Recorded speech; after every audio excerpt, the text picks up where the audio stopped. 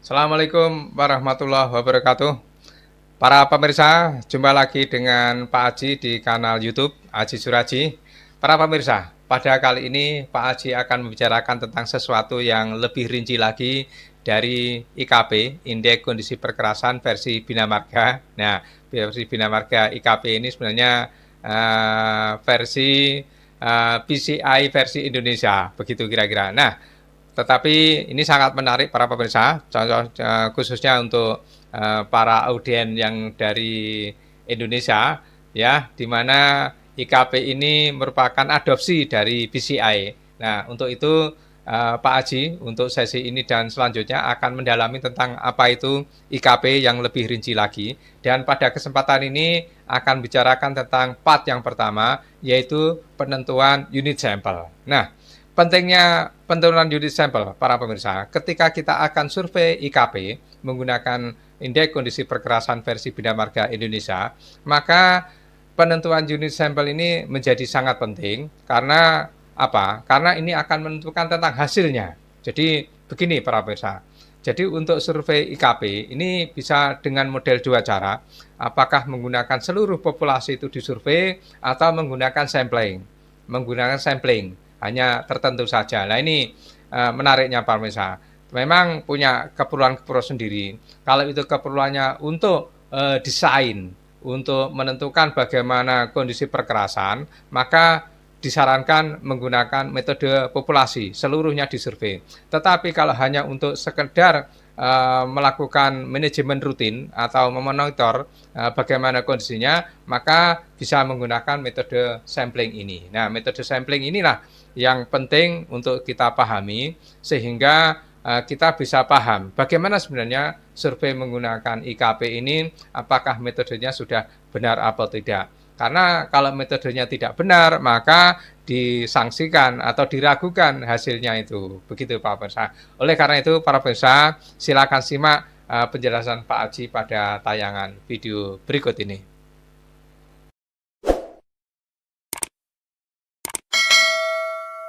Baiklah para pemirsa, pada kesempatan ini Pak Aji akan menyampaikan materi tentang survei kondisi jalan metode IKP, Indeks Kondisi Perkerasan.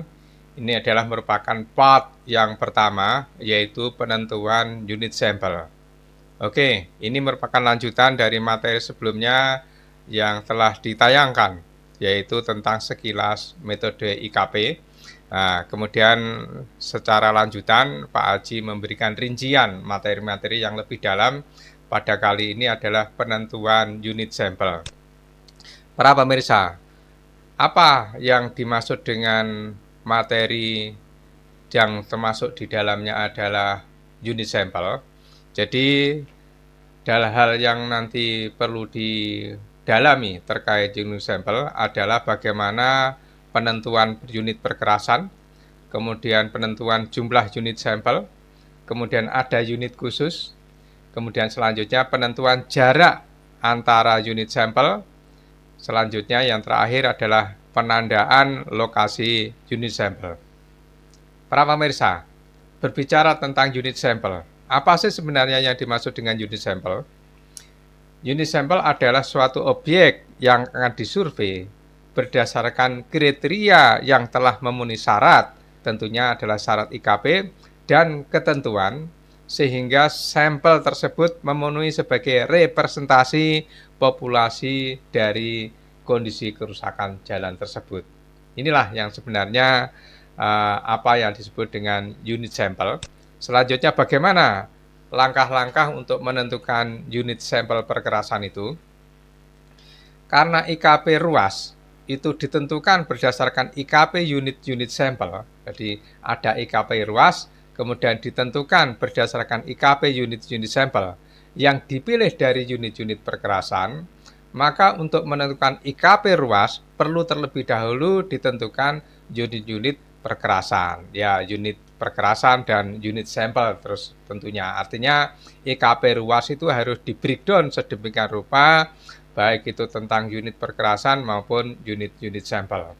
Langkah-langkah untuk menentukan unit-unit perkerasan, yang pertama tentu perlu adanya identifikasi jalan ya. Ya tentu jalan nasional, provinsi, kabupaten kota, dan lain sebagainya, atau jalan khusus. Ya. Kemudian lakukan pemilihan ruas atau ruas yang akan di IKP tentu. Saya pikir nomor A dan B ini sesuatu yang otomatis ya. Tetapi yang C inilah para pemirsa yang perlu kita dalami. Bagilah perkerasan pada ruas jalan menjadi beberapa seksi.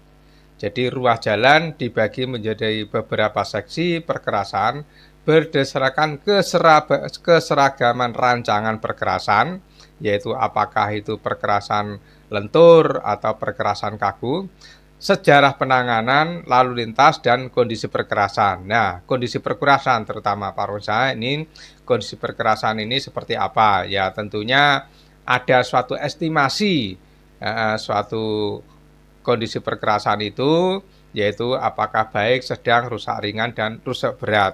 Nah, ini memang kayak ayam dan telur ya, tapi ini baru estimasi saja sebenarnya.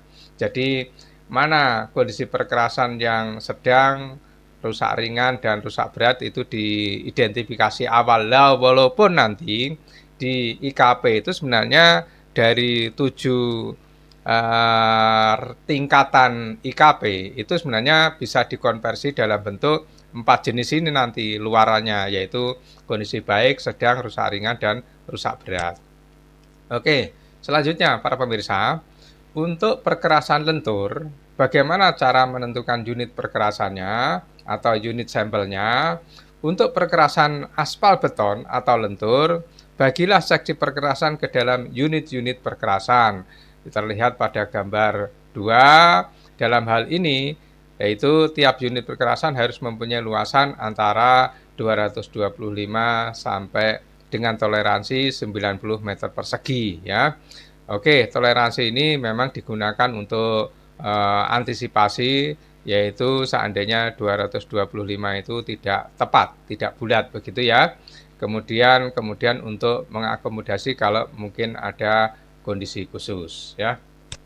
Kemudian bagaimana bentuknya untuk pembagian unit sampel untuk perkerasan lentur para pemirsa. Jadi ini dibagi menjadi berbagai unit sampel dengan jarak untuk lentur itu jaraknya 50. Ini yang dilingkari Pak Haji ini setiap 50 meter. Kemudian ruas perkerasan beton aspalnya ini kalau soal lebarnya tergantung jalannya ya. Seperti ini dibuat bias-bias unit sampel namanya, yaitu setiap 50 meteran ya. Oke, tentunya dengan arah yang berbeda, arah yang normal dan arah yang oposit. Nah, selanjutnya bagaimana unit perkerasan untuk yang kaku? Nah, untuk unit perkerasan kaku, maka seksi itu dibagi menjadi unit perkerasan yang masing-masing berjumlahnya adalah 20 dengan toleransi plus minus 8 ya, 8 panel. Jadi kalau perkerasan kaku itu disebut namanya panel ya, karena memang perkerasan kaku itu dalam bentuk blok-blok rigid pavement, kemudian ada kalau itu discontinue berarti ada sekat-sekatnya begitu ya. Nanti di gambar 3 berikutnya. Nah, apabila panel-panel perkerasan kaku mempunyai jarak sambungan yang melebihi 8 meter, tentunya ada dipilah, ada namanya panel imajiner, disekat ya, seolah-olah itu disekat, disebut dengan panel imajiner ya, seperti itu ya, sehingga nanti sesuai dengan kriteria yang dimaksudkan. Nah, hal tersebut diperlukan karena nilai-nilai pengurang nanti ada namanya deduct value. Untuk kerusakan perkerasan kaku dikembangkan berdasarkan panel-panel bersambung dengan ukuran yang lebih kecil atau sama dengan 8 meter. Jadi asumsinya adalah untuk menggunakan kelipatan dari 8 meter ini ya. Oke, selanjutnya toleransi ini tadi plus minus 8 meter maksudnya sama dengan yang lentur tadi. Jadi untuk antisipasi kalau seandainya itu tidak bulat dan untuk antisipasi untuk kondisi yang khusus ya. Baik, para pemirsa, bagaimana secara rinci membicarakan tentang pembagian ruas menjadi unit sampel untuk perkerasan kaku? para pemirsa, intinya ada di sini. Begini panel-panel itu dipias-pias dalam bentuk begini, ini dengan panjang tadi 5 meter.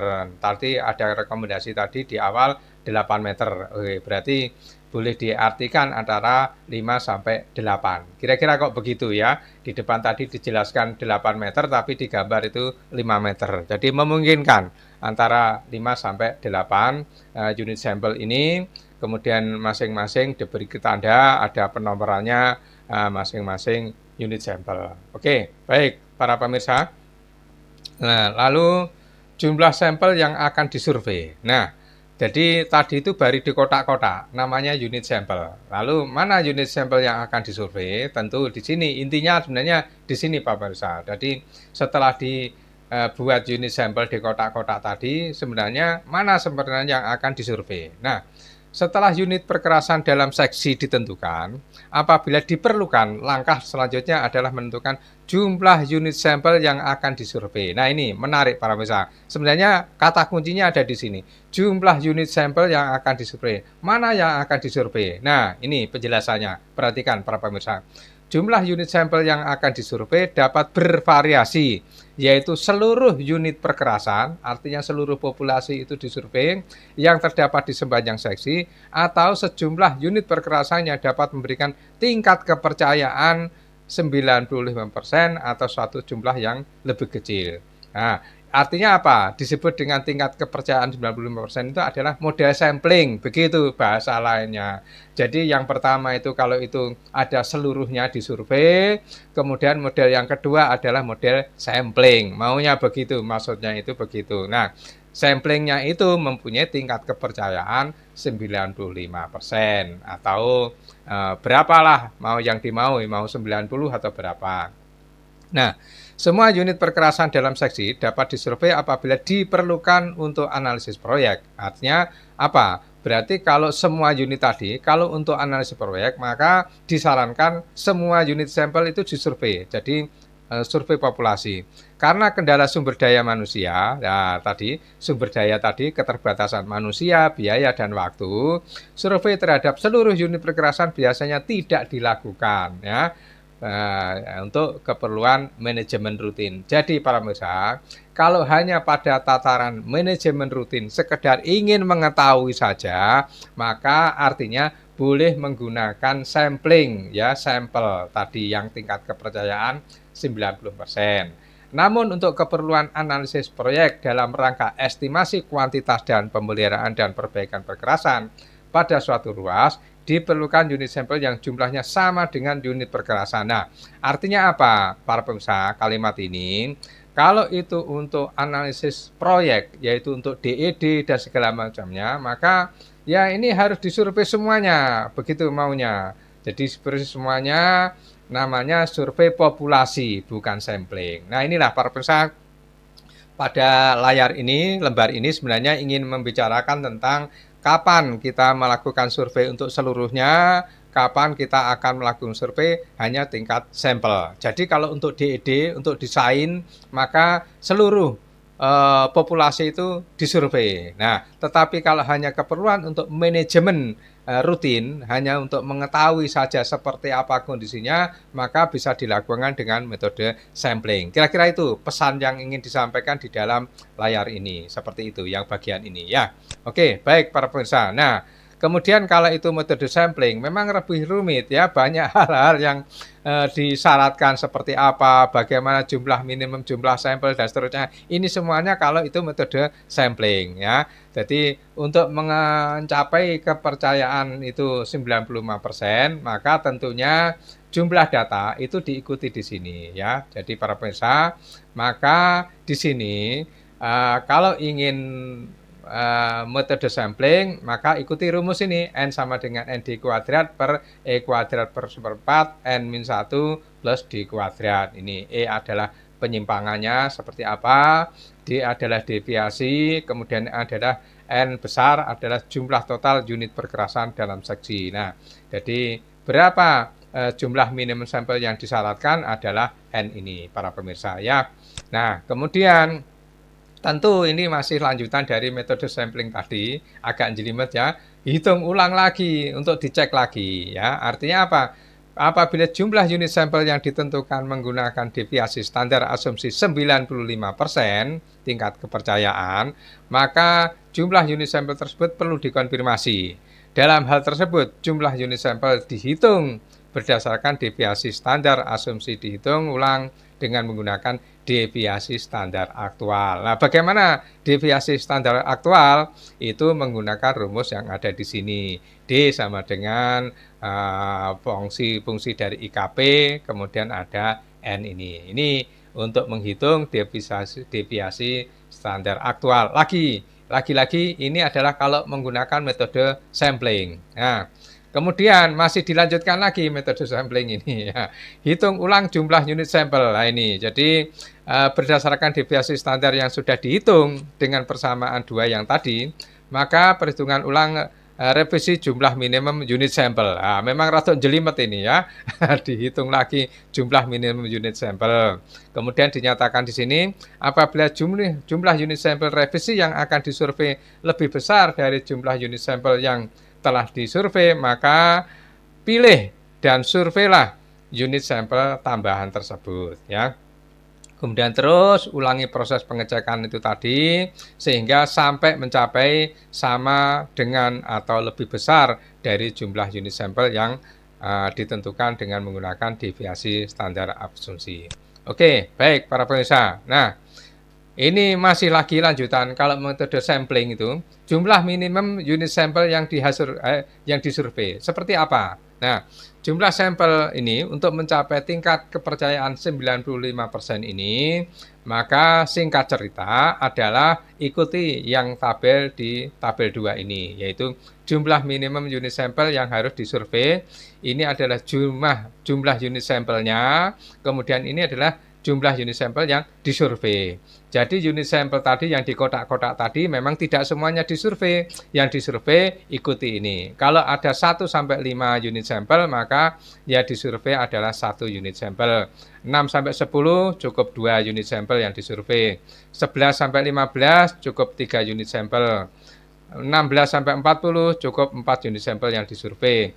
Kemudian kalau lebih dari 40 jumlah unit sampel maka ditentukan 10% untuk unit sampel yang harus disurvei. Nah, intinya sebenarnya di sini ya. Kalau itu banyak ya 10% ini, kalau di atas ini yang masih sekitar ini 20%-an ya. Oke. Nah, selanjutnya tadi dibicarakan kalau ada unit khusus. Nah, unit khusus itu seperti apa para pemirsa? Saya akan masuk ke pengertian dulu apa yang dimaksud dengan unit khusus. Di dalam penjelasan ini, unit khusus adalah unit perkerasan yang mempunyai kondisi khusus. Nah, ya mesti aja punya kondisi khusus. Apa itu? Sangat berbeda dengan kondisi umum perkerasan unit sampel. Ya tentu saja begitu. Nah, ini baru. Misal, kerusakan akibat pemasangan utilitas yang digunakan untuk melengkapi unit-unit sampel yang kondisinya relatif seragam. Jadi akibat pemasangan utilitas, misalnya ada saluran selokan, kemudian ada box cover dan segalanya itu, nah tentu itu akan ada kerusakan nanti, itu berarti unit khusus ya. Apabila suatu unit sampel yang mengandung kerusakan khusus telah terpilih secara acak, maka unit tersebut harus dianggap sebagai suatu unit sampel khusus dan harus dipilih lagi suatu unit sampel pengganti yang dipilih secara acak. Apabila setiap unit perkerasan disurvei, maka tidak perlu dipilih unit atau unit-unit khusus ya, tentu ini ya. Jadi kalau model populasi yang disurvei, jadi semuanya, maka ya tentu tidak ada istilah yang perlu dipilah-pilah tadi, unit khusus itu tadi ya, karena memang semua disurvei. Nah, apabila di antara unit-unit sampel terdapat unit atau unit-unit sampel yang mengandung kerusakan yang khusus, seperti didefinisikan pada yang di atas tadi, maka unit sampel tersebut perlu dipilih pengguna pedoman sebagai unit khusus. Pada kasus tersebut, unit sampel yang telah dijadikan unit khusus perlu diganti dengan unit sampel lain yang punya kondisi umum dan dipilih secara acak. Ini sama dengan penjelasan ini. Ini kalau menggunakan metode sampling. Metode sampling kalau ketemu unit khusus berarti harus diganti. Ya. Oke, kemudian selanjutnya bagaimana penentuan jarak antar unit sampel? Nah, para pemirsa, unit sampel yang jumlahnya sudah ditentukan pada butir 72 yang sebelumnya sudah kita jelaskan itu harus diberi jarak yang sama sepanjang seksi. Jadi ada jarak yang sama. Jadi setiap unit sampel itu tadi itu harus mempunyai jarak yang sama di sepanjang seksi. Penentuan interval jarak unit sampel dilakukan dengan menggunakan acak sistematik,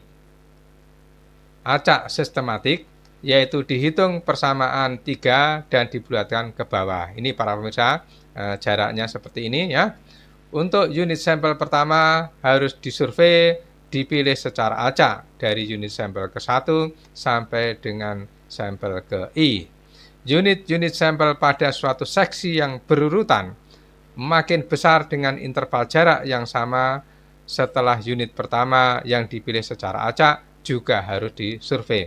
Ini para pemirsa rumusnya. Jadi I sama dengan N besar dibagi N kecil, di mana I adalah interval jarak antara unit-unit sampel, N adalah jumlah total unit sampel, kemudian N besar ya, kemudian N kecilnya adalah jumlah unit sampel yang harus disurvei. Tadi jumlah unit sampel yang harus disurvei N tadi sudah kita bahas di sebelumnya. Kemudian kita berbicara tentang berapa jaraknya, yaitu adalah I ini. Oke. Selanjutnya Pak Morsa, kita akan membicarakan tentang contoh lokasi unit sampel. Nah, jadi contoh lokasi unit sampel yang akan disurvei maksudnya itu adalah ya. Jadi contoh lokasi unit sampel ditunjukkan pada gambar 4. Ini para pemirsa, contoh yang gambar 4 ini. Jika N sama dengan 8 dan N besar dan N kecilnya itu diambil 13, maka I adalah 3,7 karena I sama dengan N besar dibagi dengan N kecil. Maka interval jarak unit sampel adalah 3. Ya, untuk I sama dengan 3, unit sampel pertama dipilih secara acak antara nomor 1 sampai dengan nomor 3. Artinya tidak boleh meloncat. Berarti dia 3 itu berarti 1 sampai 3 itu pilih salah satu. Maksudnya begitu maunya ya. Dan sesuai dengan gambar 4, misalkan terpilih unit sampel yang nomor 3. Jadi kalau itu tadi N-nya 3, berarti dipilih antara 1, 2, 3. Kemudian 1, 2, 3 secara acak mana yang akan dipilih? Misalnya boleh 1, 2, atau 3. Di contoh ini adalah ditentukan yang poin 3. Tapi harus di antara 1, 2, 3 nih. Tidak boleh yang di sini karena yang 6 ini adalah merupakan representasi punyaan 4, 5, dan 6. Kemudian 9 ini adalah representasi dari 7, 8, 9. Begitu para pemirsa. Makanya jumlah unit sampel yang disurvei ya tidak boleh loncat-loncat begitu ya. Dengan interval jarak unit sampel 3, maka unit sampel yang harus disurvei adalah nomor 3, kemudian nomor 6, kemudian nomor 9, nomor 12, 15, dan seterusnya. Ini tadi sudah dijelaskan oleh Pak Haji ya. Oke, baik para pemirsa. Selanjutnya kita akan berbicara tentang penandaan lokasi unit sampel. Jadi setelah ditentukan tadi di mana lokasi unit sampel yang akan disurvei maksudnya tadi ya. Lokasi unit yang akan disurvei dengan sudah pakai kriteria I tadi, maka harus ditandai ya, harus ditandai. Untuk apa? Jadi intinya tiap unit sampel tadi yang disurvei itu perlu diberi tanda itu. Nah, apa sebenarnya fungsinya? Fungsinya adalah untuk dapat lebih mudah ditemukan atau digunakan untuk identifikasi kembali ya nantinya atau untuk verifikasi kerusakan. Jadi misalnya dilakukan oleh surveyor, kemudian oleh koordinator surveyor pengen dilihat bersama-sama apa benar seperti itu. Nah ini verifikasi atau pimpinan yang lebih tinggi lagi ya misalnya koordinator pengawas dan seterusnya. Kemudian untuk memeriksa perubahan kondisi perkerasan pada tiap unit sampel tertentu berdasarkan waktu. Jadi setelah unit sampel tadi itu ditentukan, maka itu dimonitor bisa secara fungsi waktu, timeline ya.